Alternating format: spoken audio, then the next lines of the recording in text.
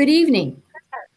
My name is Liz Sebrin, and on behalf of the League of Women Voters of Kitsap, I want to welcome you to the second of our series of candidates forums for the 2024 general election.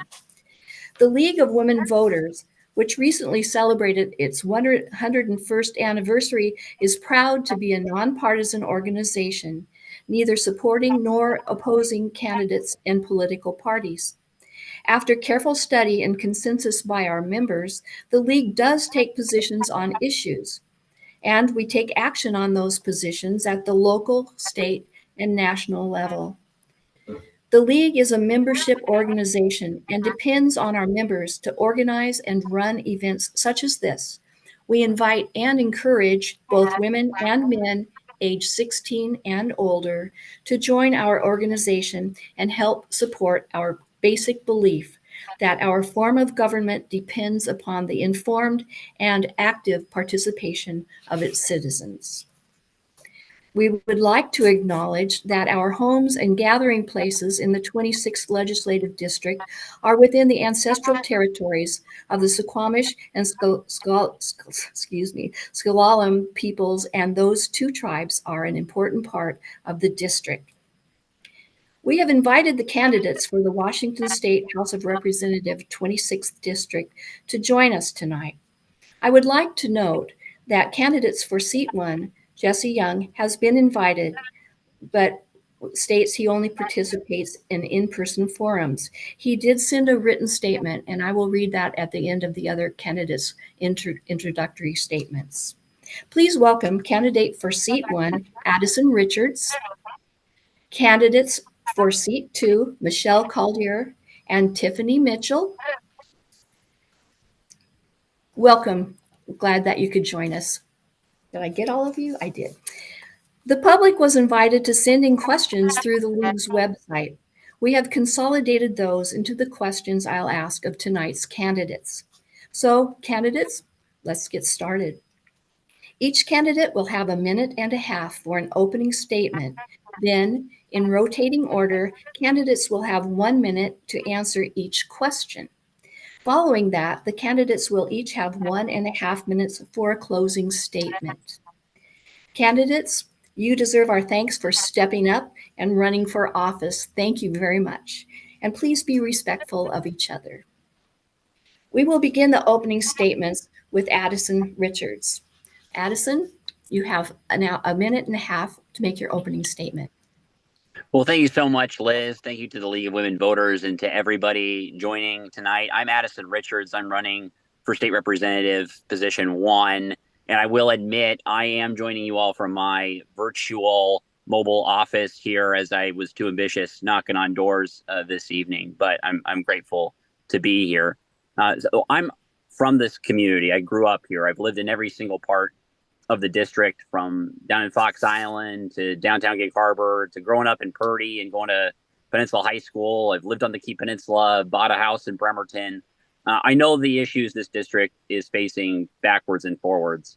And when I am out knocking on doors, what I hear most from people time and again are concerns about things like the rising cost of living and public safety. And I've spent my career to this point as a lawyer working with people struggling to make ends meet. I've worked with people who are domestic violence survivors, human trafficking survivors. I've worked with them to get protection orders and through really difficult family law cases. And now I'm working with people in housing crises and see firsthand how people end up becoming homeless. And I've got ideas for how our state can do so much better on those two issues. There's so much that we can do to address supply challenges, from everything from housing to childcare to healthcare, and work on our public safety challenges. You know, I'm showing you that I'm here. I'm going to show up for you. I'm going to work hard. I'm going to have staff. I'm going to get to work, and I can't wait for the rest of this evening. Thank you. Thank you, Adison. Next will be Michelle Calder.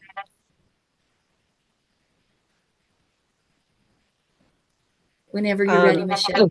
Okay, I was waiting for the time to come on. Sorry. No problem. No problem. That's okay. Well, hello. I am State Representative Michelle Calder.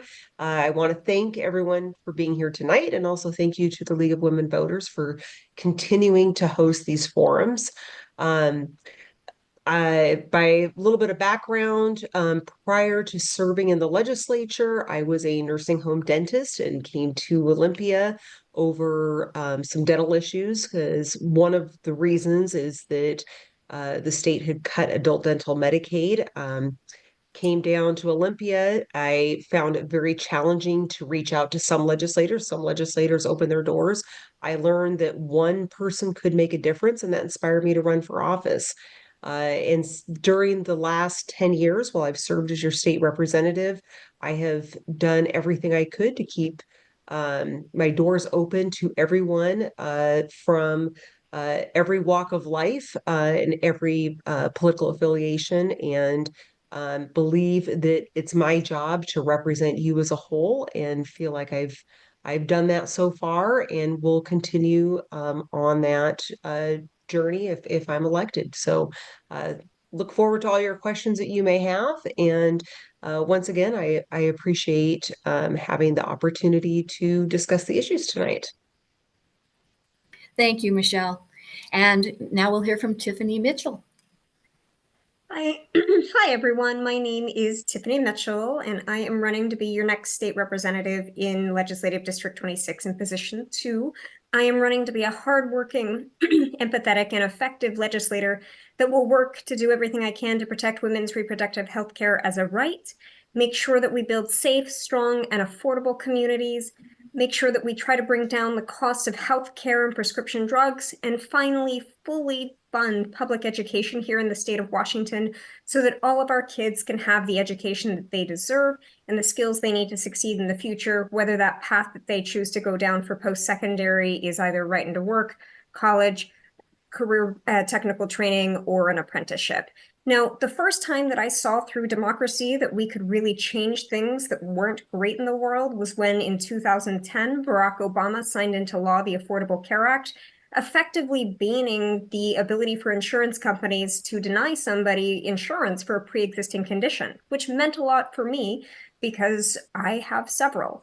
And I think it was through that experience that when I decided to run for state representative in Oregon, where I have been a state representative before, I found that you really could make a difference through participating. And we did some amazing things like adding an additional $1 billion a year into education and creating a paid family and medical leave bill. Now that I'm here in Washington, I hope to be able to do a lot of great things for you and look forward to discussing the issues as well. Thank you, Tiffany. And now, if I can find it, I will read. I'll read Jesse's statement that he sent in. Oops.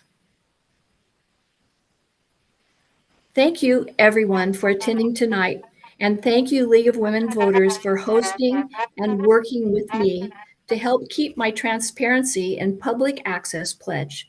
When I was asked to rerun for my old office, many of the voters who asked noted that they wanted more transparency and access to their representative. Hold on, my phone's having some problem. Okay, and that they trusted me to provide it. So I made a pledge to only attend town halls and forums that provided for live in-person access options. And while it didn't work out for this event, I appreciate the League of Women Voters' efforts to make it so. Inflation is out of control, and our government officials continue to tell us everything is going great. When our families have to choose between putting food on the table and putting gas in the car, common sense tells us the economy is struggling and elected leaders are simply not listening. I think these problems can be fixed if we simply choose to put aside divisiveness and unite to protect our families, our futures, and our state. For me, that starts with delivering on a pledge to grow high-paying jobs, steadfastly protect parental rights, and doing the hard work it takes to lower taxes and inflation through fiscal responsibility. If you'd like somebody with a heart that cares and the experience to get it done, then I'm the candidate for you. And once again, that was the statement Jesse Young sent in. All right. We will now begin with the questions that were sent in, and the first person to answer will be Michelle. The first question is, why should a voter choose you for their representative? What special attributes will you bring to the job?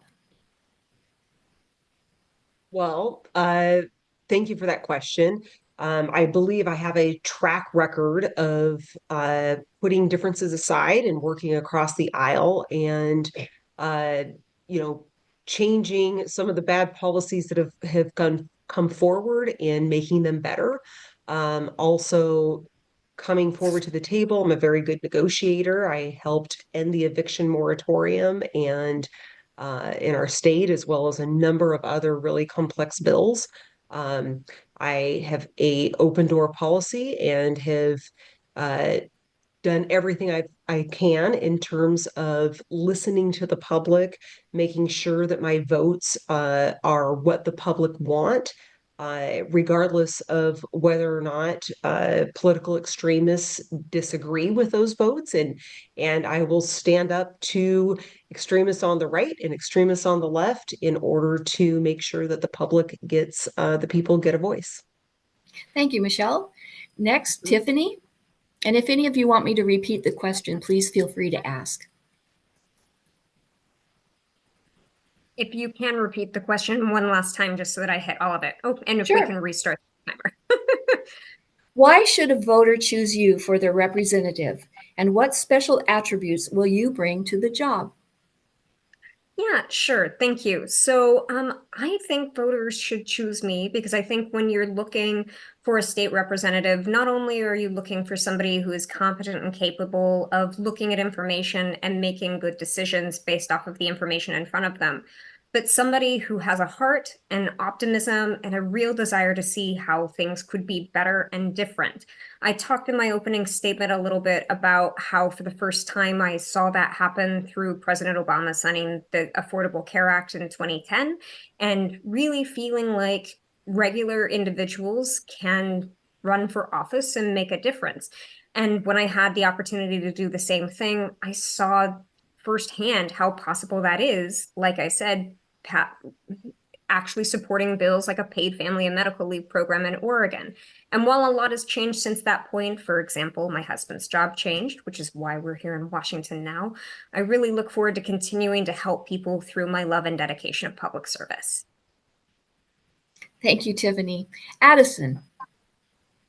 Well, thank you. And not only am I showing that I'm going to show up for you, I'm going to work hard for you. I'm also going to be accessible and accountable to you. As I mentioned, I do knock on thousands of doors, and I do that because I do want to make sure that people know how to get a hold of me and that they have their state representative. They're to see them and show that I care about them. And so not only those things, but also, again, my background and growing up here, living here my whole life. I know the issues that we're facing backwards and forwards. And then I am young. I recognize that. I did lose the beard this time around. I'm trying to change that up from 2 years ago. But, you know, I have experience that I'm going to bring to the table. Like I said, I've been working through really challenging situations that have high stakes, high intensity, but I've been able to lower the temperature in those, find common ground, find solutions to really complex challenges. And I'm going to be bringing those skills to bring people together. Thanks. Thank you, Adison. Okay, the next question. A system of representative government assumes that the will of the people is consulted and accommodated when making public policies that affect them. How will you communicate and interact with the voters and taxpayers of your legislative district? We'll begin with Tiffany. So one thing that I think is really important is having, as has been stated by all of us this evening, a real open door policy and making sure that people are able to actually get to you. One of the things that I did formally as a legislator as well is making sure that I had plenty of town halls, both during session and outside of session, both in person and virtually, to give people multiple options and opportunities to be able to reach me, even if they weren't emailing me directly or calling me. Coming into this position, assuming I'm lucky enough to get elected, I want to do the exact same thing. I want to have multiple town halls while in session and out of session, create opportunities for people to speak to me, whether that's in Olympia or in district, and even being willing to meet someone for a cup of coffee to just hear from them. I think that's important and a really huge part of the job. And I look forward to being able to connect with people one-on-one. I'm doing that right now on doors, just like Adison, with thousands of them. Thank you, Tiffany. Adison. Yeah, and I also don't care what the forum is or the format. I want to be accessible and accountable to you. And I really love virtual options. It's worked really well for a lot of my clients, people that have transportation needs and people with kids, right? When I in court and people can't get childcare or are struggling to figure out how to get to court because of car issues. Since we really don't have a lot of reliable public transportation, it's really important that we keep virtual options open. So I'll be doing those along with in-person town halls. I give people my phone number.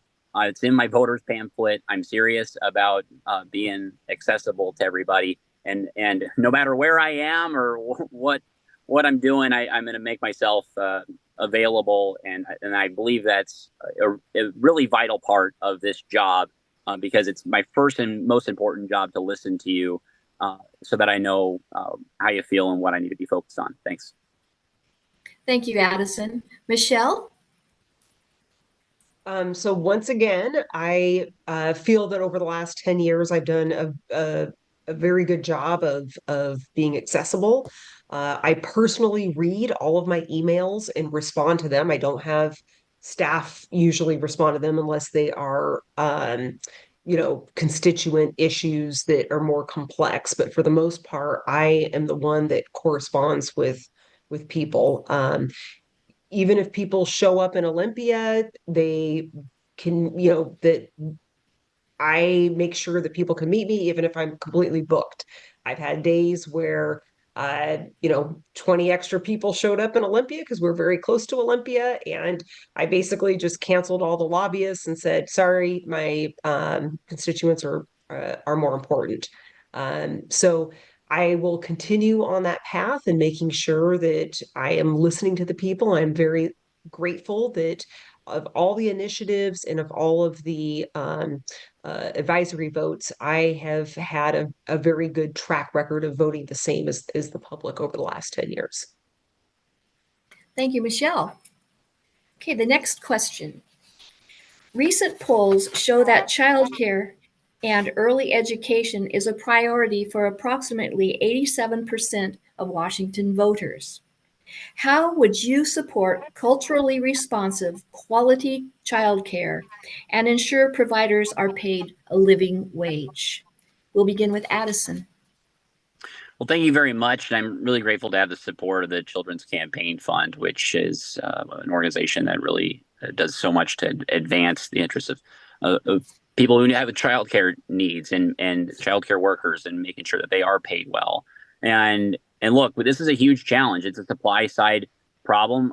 It is a area where we are making it regulatory. It's really impossible in so many ways to open up a facility. And I've got ideas from everything like creating a micro business concept to allow more people to open up childcare options within their own home, and with obvious safety precautions in place, but trying to create some innovative solutions, because you don't need a college degree to raise a kid. You don't need a college degree to know how to take care of a child or run a business. And so we've got to create more options for people. And yes, making sure that people are paid well is a big priority of mine as well. Thank you, Adison. Michelle. When I first got elected, one of the bills that was pushed through put requirements onto all the childcare providers' education requirements. So it's interesting that Adison just mentioned that you don't need a college education, because our state required a bunch of education for all the providers. And as a result, a large segment of them closed.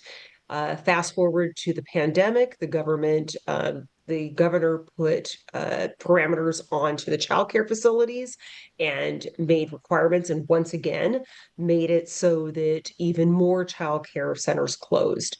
I personally believe that we need to loosen up some of those regulations and had put forward a bill this last year that even allowed someone who was a mother who could take in, up to 2 extra children and watch them and get paid.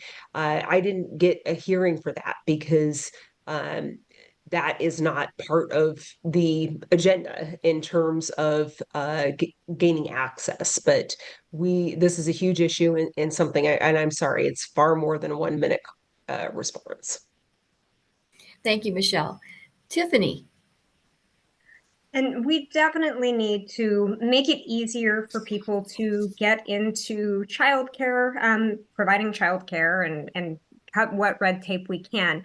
But I do want to make sure that we come back to this idea of, ensuring that people, I don't think having requirements around qualifications for childcare is necessarily a bad thing. Certainly, I think we need to go back through policy and make sure that there are some minimum standards.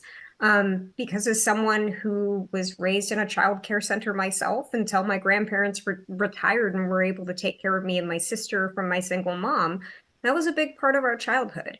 And it's incredibly important. We've kind of hit too on the importance of making sure that childcare providers are paid appropriately. That's one of the issues on the supply side, is that essentially childcare providers are not being paid enough to stay in that industry, and so people are leaving.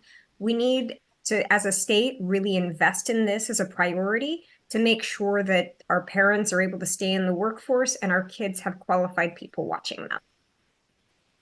Thank you, Tiffany. The next question. Washington state tax structure is one of the most regressive in the United States. Washington families with low incomes pay the highest percentage of their income in taxes, while those with the highest income pay the lowest percentage. What measures would you support to make Washington tax structure more equitable and less regressive? Michelle. Well, thank you for that question. While I've been in office, the majority party has put forward regressive tax after regressive tax after regressive tax.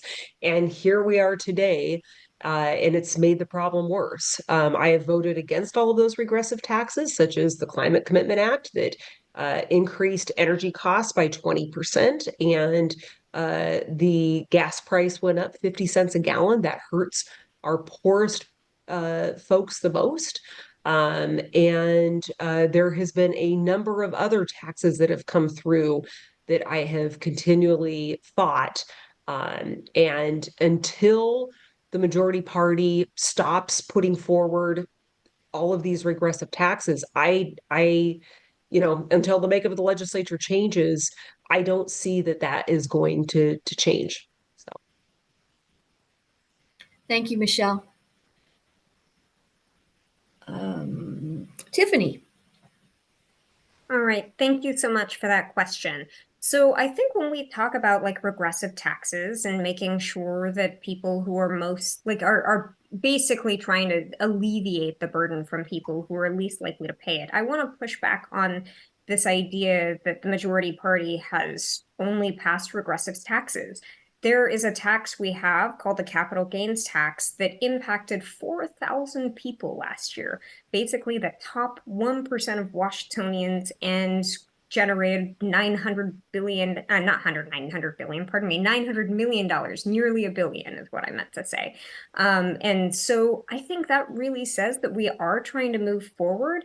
And I want to also move forward with trying to figure out how do we target ensuring that we are making sure that people who are more likely to be able to pay for the services in Washington are paying their fair share. And I've supported a number of those types of measures in the past that target those higher earners versus lower ones. Thank you, Tiffany. Adison. It is true that, yes, we have one of the most regressive tax systems in the country. I believe we're ranked 49th now in the nation. We have a tax system that puts immense pressure on low and middle income people to carry a disproportionate weight of the balance. And look, I care about this a lot. I work, as I've said, with people struggling to make ends meet. And I know that every single tax that passes, we have to weigh incredibly heavily and consider alternatives and consider options that are not going to place that burden on folks. And I support things like expanding the senior property tax exemption so that more seniors who, especially are low income or middle income and wondering how they're going to keep up with the property taxes, are able to afford to stay in their homes. And I support things like lowering taxes for small businesses to create more competition and room for growth and entrepreneurship. And we've got a school system that is in need of a new funding formula because Mercer Islands and Bellevues are able to more readily afford the property tax increases. I recognize I'm out of time. So there's a lot here, and there's a lot I would like to get to work on. Thanks. Thank you, Adison. The next question kind of piggybacks on that. Will you support bills that have unfunded? Oh, did I miss someone? Oh, okay. Will you support bills that have unfunded mandates for other taxing districts like schools, fire and rescue, and others that have costs to meet the requirements of your bills and laws? How will you prevent unfunded mandates? And we'll begin with Tiffany. Thank you. So I think it's a good question. And I think in general, yes, I don't think that it's fair to create legislation that says you have to do X, but we're not going to give you the tools to do X. Good luck, figure it out on yourself, by yourself. And I had an interesting conversation with the mayor of Port Orchard around that, and some of the growth requirements too, and help that the city needs around infrastructure because it's been really difficult for them.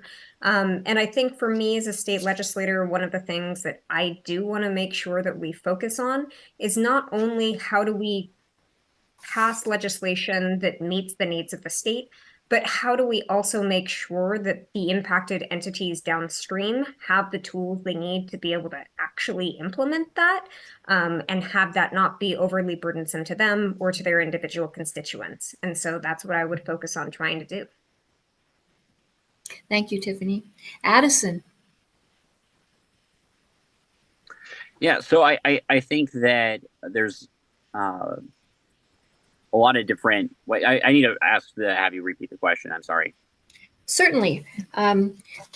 Will you support bills that have unfunded mandates for other taxing districts, like schools? Thank you. Fire, sure. Did you want the rest? No, that's okay. I got it, and I'm proud and grateful to have the support of so many local officials because we do talk extensively about unfunded mandates from the state legislature, and it being really important that legislators are really thinking about this and conscientious of it, because we do just pass a lot of legislation. There's only so many days, right, in a legislative session to pass bills, but we need to make sure that we're reading everything and staying on top of the work and being cognizant of those things and listening to the people that our policies are implementing. And I'm going to have an open door policy, and I'm going to be taking everyone's consideration and into mind that approaches me on a bill, and in particular our local officials, whether the county, city, at the ports, because it's so important to make sure that we've got their input and their voices heard, so that we're not passing on unfunded mandates onto our local governments. Thank you, Adison. Michelle. So I personally believe that when the legislature passes a mandate, that there should be funding to go along with that. Otherwise, we should not expect those local jurisdictions to have to deal with those costs. That's not fair. And we see it all the time, for example, with schools and school construction. If you look at what the cost of building a school is, I mean, it is like about, I think, 7 or 8 times the cost of a home. And there's a reason as to why it's so expensive. There's a reason as to why it's so hard to fund them, and why many schools do not get the adequate funding. And it's partially because of the legislature. And it's the projects that come through from different members, and they say, oh, yes, this will be a great idea. And unfortunately, we don't look at the impacts of how that affects everyone else. So, for example, even with the Climate Commitment Act, when the energy prices went up, all the schools' budgets got affected by that, and we didn't do anything to help them out. So. Thank you, Michelle. Okay, the next question. What do you see as the priority in a fix for the SR16, SR3 congestion issue? How will this be accomplished and funded? We'll start with Adison. Well, this is great, being in Bremerton and having to deal with Gorst all the time. And I know that the Navy considers it a national security risk, especially with rising sea levels. And Derek Kilmer loves to joke that the speed limit signs are there for posterity. No one's going that speed, especially at rush hour. We've got a lot of people moving in and out of the region, and it's absolutely vital that we do invest in the Gorse corridor, because it is the one way in and out of the Kitsap Peninsula, and we have the Navy and the shipyard, and we have to make sure that their needs are taken care of there. And I'm grateful that Senator Randall was able to help secure $75 million to really get that project going in the last transportation package. And we've got to build on that. We've got to create more partnerships and have more advocates in the legislature that are going to fight for those dollars and fight for solutions to the corridor. Thank you, Adison. Michelle. So the majority of our transportation budget has taken a shift over the last 8 years to funding the fish culverts, funding pedestrian walkways, multimodal systems, and it has not been focused on the roads. And so that is one issue. I do not believe that the Gorst will be fixed by the state alone. And $75 million is a drop in the bucket, which I did help to get, because I helped get that in the House budget and in the final budget. However, that is like pennies compared to what it will cost to actually fix it. We will need to get federal funding to help make that a possibility. And until that happens, and we've had numerous discussions with Derek Kilmer, unfortunately, he is moving on. I believe that both Drew McEwen and Emily Randall understand the issue, and hopefully they can help get some funding, and then the state would be able to help backfill some of that. Thank you, Michelle. Tiffany. Thank you for the question.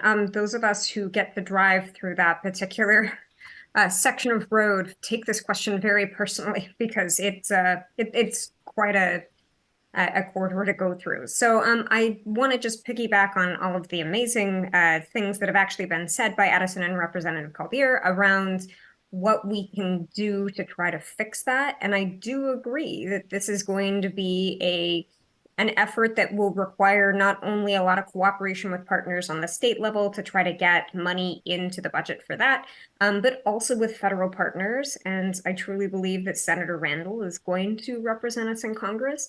And knowing how much she's a fighter, I think that she'll be able to help us get those federal dollars to get that fixed and hopefully create a better corridor through Gorst for all of us. So that will definitely be a priority of mine should I get elected. I hope to be on the transportation committee to actually try to help secure those dollars. Thank you, Tiffany. The next question. In the next 2-year budget cycle in Olympia, what would be your number one capital budget project to fund in the 26th district? And why is it a priority? And we'll begin with Michelle. So my number one capital budget is the South Kitsap Food Bank, and I have made that very public to everyone who has asked. I have done a very good job of trying to allocate funds throughout the whole district, and especially giving Key Peninsula part of their fair share. But I was able to help procure, I believe, 1.2 million for the Gig Harbor Fish Food Bank. When I look at the capital budget dollars, I try to figure out what entities will be the greatest help to the public. And I believe at South Kitsap Food Bank, I was able to get some funding for them, but unfortunately, the city of Port Orchard has put in like $1 million of stormwater requirements. So that did not work out. So we're working together to hopefully get that capital budget request completed so that I can help them out. Thank you, Michelle. Tiffany. So I don't know if I have a number one priority. I really have to weigh all the asks that come in within the particular session to try to figure that out. I would like to echo what Representative Calder has said, though, in terms of making sure that we are helping those who are less fortunate. The food bank is definitely a very worthy place to go. That said, I do want to also focus on parts of the district that tend to probably not have as much in terms of their own revenue to be able to handle things locally. For example, I know out on the Key Peninsula, there are a number of issues with their own infrastructure there, particularly the septic tanks in Key Center, and how that impacts not only businesses, but residents within the area. And so trying to make sure that we, go in and try to help those businesses, I think will have a tremendous impact on the local economy within the Key Peninsula to actually try to help make life better for those folks out there. Thank you, Tiffany. Adison. Well, I really love the idea of supporting the South Kitsap Food Bank. And I've been spending some time over the past few weeks even going around with different folks to learn about a lot of the requests that are on the list. So the list is always really extensive. I was just at Peninsula Community Health Services last week, learning about their facilities. They're putting in a kitchen and a food bank, and that's their big ask here in downtown Bremerton. They're also expanding facilities to help increase access to basic health care, dental care, and mental health services for folks. Met with people like Kitsap Mental Health. And have learned about their needs and the fact we need so many more beds and so many more facilities and assistance on the mental health side, as we all know. Met with the mayor of Bremerton over at Kitsap Lake Park and learned about the need there. I've lived on the Key Peninsula and know we've got a lot to do out there, from down in Long Branch and the Improvement Club as one example, and there's just so much more, and I'm excited to get to work. Thank you, Adison. Okay, the next question. How will you address the issue of seniors on fixed incomes having problems paying the increases in property taxes? Tiffany. This is a fantastic question because as Adison has mentioned, he's knocked thousands of doors this cycle, and so have I. And one of the most common things I hear from seniors is, how do I keep up with my property taxes? They keep going up, and frankly, those increases are almost outpacing what I have to be able to live on a yearly basis. And that's really frustrating to hear, knowing that, people that are really struggling and on a fixed income and unable to really do much about that, they should be enjoying their retirements, not worrying about how they're going to stay in their homes. That's a real big priority for me to try to figure out, how do we do this? Other states have taken really interesting tax to that, from potentially freezing the value of a home at the point that when someone retires. There's a bunch of different ideas out there, and we just really have to try to focus in on what can we do that will help protect individuals as well as not compromising the state budget overall. Thank you, Tiffany. Adison. Yes, and I have mentioned already tonight wanting to expand the senior property tax exemption. Again, I work with a lot of low-income seniors who are trying to stay in their homes, and I know that there's a huge need for that. There's so much that we as a state tend to punt to local property owners, everything from schools to fire and just basic services for the community, and we continually are having to ask people to increase their property taxes. And I know that the South Kitsap School District, for example, continues to struggle with increase or funding a new bond and passing that. And I do sympathize and empathize with folks who are lower income, especially seniors that are wondering how they're going to afford it. And we are also seeing a lot of cities and counties across the state really struggle financially. And voters are also rejecting property tax increases. We just saw that down in Gig Harbor. And we've got to be more innovative, and we've got to help change our regressive tax system and help seniors with this relief. Thank you. Michelle. So I was one of the key negotiators for the existing senior property tax exemption and worked very hard to even get it to the current levels that we have, because it was much lower.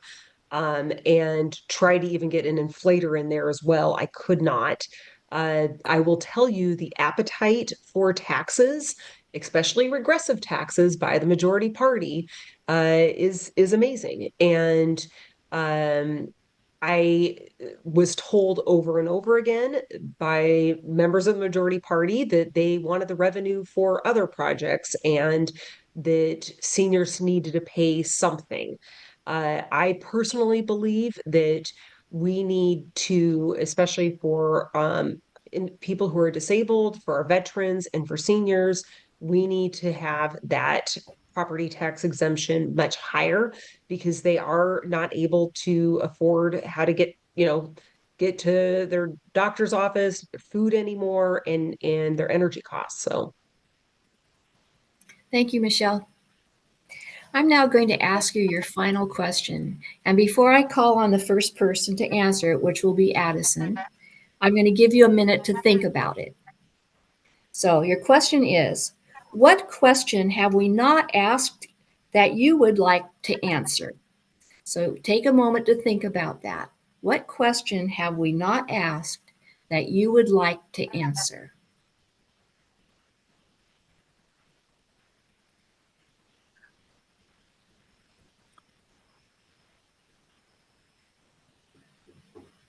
And I know the question, if I may proceed. Yeah. Thank you. Sure, go And ahead. the question is, how are we going to get anything done in such a polarized climate, right? And the answer to that is that I do this professionally. I work within really difficult situations and have to negotiate through tough circumstances and try to find common ground where I can, and otherwise advocate when I need to. I need to stand up for my client, and in this case, it'd be stand up for the district. And I know how to do this and do it well. And I've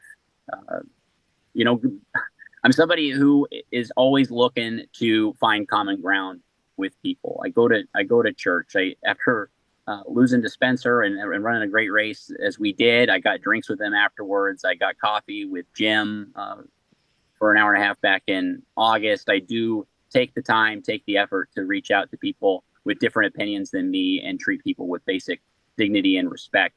And that's the approach I'm going to bring to Olympia to get stuff done in such a polarized world. Thank you, Adison. Michelle. So I guess I was trying to figure out, is this a question for the other candidates? But in general, I guess my biggest question is what, how will you stand up to your caucus when there are bills that they want you to vote for that do not reflect what the voters want? Because I will tell you, living in a swing district where I would say about 40% are Democrats, 40% Republicans, and about 20% independent. And there's a lot of gray in there. And I have had personally many times where I was heavily pressured, so heavily pressured, threatened by my own caucus leader, because I didn't vote the way they wanted me to, but I voted the way that I believed that the voters wanted me to. And that is going to be a challenge for whether you're in the Republican Party or whether you're in the Democrat Party. But especially the Democrat Party, because they've got the majority and they are counting votes. And so that would be my question. Thank you, Michelle. Tiffany? Okay. And just to clarify, before we start my timer, this is as what Adison did. This is a question about like what question we wish we had gotten from like a person in the audience tonight, right? Yeah, would you? Okay. I'll read the question again I can read it again for you. What It's understood, question have sorry. we not?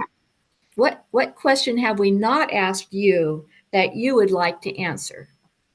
Okay, so you can start the timer. So I think the question that I wish that I had gotten asked tonight is around reproductive health care for women and their rights, because that is frankly, in the thousands of doors I've knocked, something that about 80% of people, that is the first thing that they ask me, particularly if they're a woman, is where I stand on that. And they see my little endorsed by Planned Parenthood endorsement on my walk piece, and they say, "Yep, you're the one." And I think that's because people really reject this notion that just because we live in Washington, this is a right that is set in stone. I think we've seen all over the country where things have actually changed. For example, Georgia and Arizona are in play this year in the presidential election in 2020, and politics change. I think we need to do more to continue to protect that right here for women, especially in light of the Dobbs decision. And I personally will want to support a constitutional amendment to get that right enshrined in our state constitution here in Washington. Thank you, Tiffany.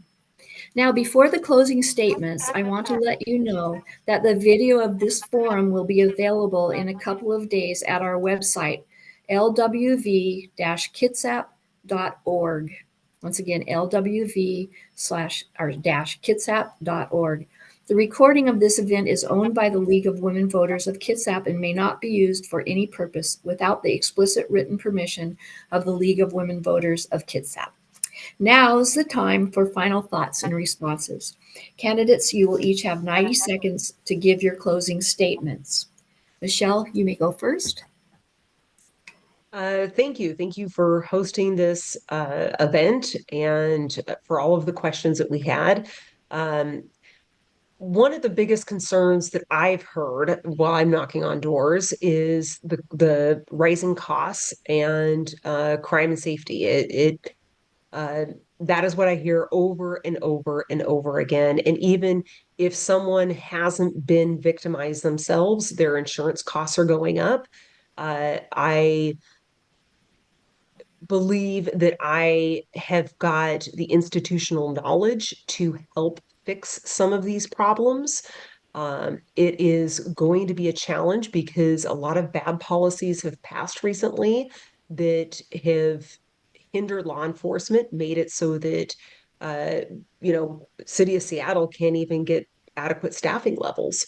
We have one of the worst crime rates in our country. We have one of the most regressive taxes, but the majority party has had control for many decades, and they continue to pass regressive policies. And that is what I hear. I hear people struggling to pay for food, and struggling to pay for gas, struggling to pay their mortgage. And I believe that I am the right person to continue to fight for them and hopefully turn our state back around. Thank you, Michelle. Tiffany. Okay, closing statement. Just remind everyone again, my name is Tiffany Mitchell. I'm running to be your next state representative in position 2. You've heard a lot tonight about all the issues in Washington, and there are a lot of them, and some of the philosophical differences that we have around how we get to the solutions around those. I ultimately think everybody here is a great person that wants to solve those things, but I think at the end of the day, how we get there is really important. So I'll use an example of a canvassing story that happened to me not too long ago, literally about a week and a half ago, in an apartment building where I talked to a woman who said that the only reason that she felt like she had a roof over her head was because her boyfriend was in the military and could pay it.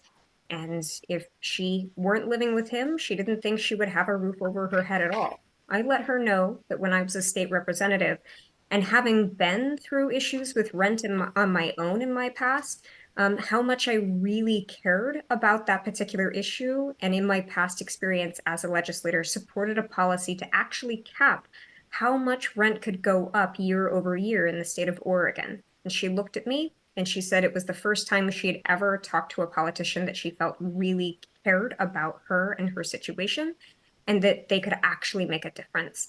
And that is an optimism that I hope to leave all of you with tonight as well, that I really want to try to make life better for everybody through policies that will actually help Washington get better. Thank you. And Adison. Well, thank you so much again to the League of Women Voters and to everybody tuning in tonight. I really appreciate it. And I'm ready to get to work. I'm ready to do this job. I ran for this 2 years ago and we came really close. I know this place backwards and forwards and the issues that we're facing. And when I am taking votes, just know that I'm going to be remembering those conversations I have at the door. Those stick with me. You know, I'll never forget talking to a guy caring for his wife with Alzheimer's, and I could hear her in the background, and just knowing that's the kind of person that I need to show up for day in and day out and be thinking about. The stories that I see every day in my day job, right? I'm running for this job to make more of a difference than I can on a case-by-case basis. There's just so much that we have to solve, and I believe we can solve together. I don't believe either party has a monopoly on good ideas. I do support people's rights and ability to live their lives as they choose. Everyone should feel like they belong in this community. Women should be able to make their own healthcare decisions without politicians like me saying otherwise. And beyond that, again, like there is so much that we can accomplish together, and I'm ready and fired up to get to work. Thanks for dealing with me tonight in this poor lighting, as I was trying to do too much today. So I'm grateful for your time and hope to earn your support. Thanks. Thank you, Adison. And thank you, all of you candidates, for your passion and the wonderful, truthful answers you've given us. I appreciate that. Voters, hopefully this forum has helped you choose your candidate. Ballots for the November 5th general election will be mailed by October 18th, so keep an eye out for yours. The League is encouraging you to vote early and return your ballot promptly. That will end our forum for tonight. Thank you all, and good night.